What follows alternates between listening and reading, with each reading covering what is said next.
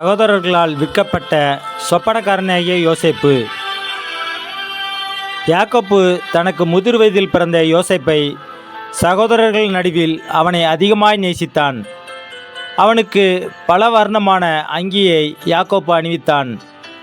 யோசேப்பு இருவிசை சொப்பனத்தின் மூலம் தன் சகோதரரும் தன் தகப்பனும் தாயும் தன்னை வணங்குவார்கள் என்று சொப்பனத்தினால் சொன்னதின் மூலம் சகோதரர்கள் யோசேப்பை மேலும் அதிகமாய் பகைத்தார்கள். தகப்பனோ அதை மனதில் வைத்து கொண்டான். பின்பு சீகேமிலே ஆடுகளை மேய்த்து கொண்ட சகோதரர்களை நலம் விசாரிக்க ஆடுகள் எப்படி இருக்கிறது என்று மறு செய்து கொண்டு வர சொல்லி யோசேப்பை அவர்களிடத்தில் அனுப்பினான். சீகேமிலே அவர்களை காணாமல் தோத்தாவிலே அவர்களை கண்டு அவர்களிடத்தில் சேர்ந்தான். யோசேப்பு தூரத்திலே வருகிறதை சகோதரர்கள் கண்டு அவனை கொலை செய்ய வகை தேடினார்கள். ரூபன் அவர்கள் தப்பான ஆலோசனைக்கு யோசேப்பை தப்புவித்தான். பின்பு அவன் அங்கியை கழற்றி தண்ணீரில்லாத குழியில் போட்டார்கள்.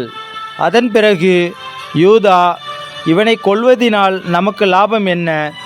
இதோ மீதியானியர் கந்தவர்க்கங்களையும் வெள்ளைப்போளத்தையும் வியாபாரத்துக்காக எகிப்துக்கு போகிறார்கள். இஸ்மவேலரிடம் 20 வெள்ளிக்காசுக்கு யோசேப்பை விற்று போட்டார்கள். யோசேப்பின் அங்கியையோ வெள்ளாட்டு இரத்தத்தில் தோய்த்து அதை தன் தகப்பனிடத்தில் கொடுத்து துஷ்டமிருகம் அவனை கொண்டு போட்டது என்றார்கள். அதை கேள்விப்பட்ட யாக்கோப்பு தன் வஸ்திரத்தை கிழித்து அறையில் ரெட்டுடுத்தி அநேக நாள் யோசேப்புக்காக துக்கித்து கொண்டிருந்தான். மீதியானோரோ யோசேப்பை எகிப்திலே பார்வோனின் அதிபதியாகிய போத்திபாரிடம் விற்றார்.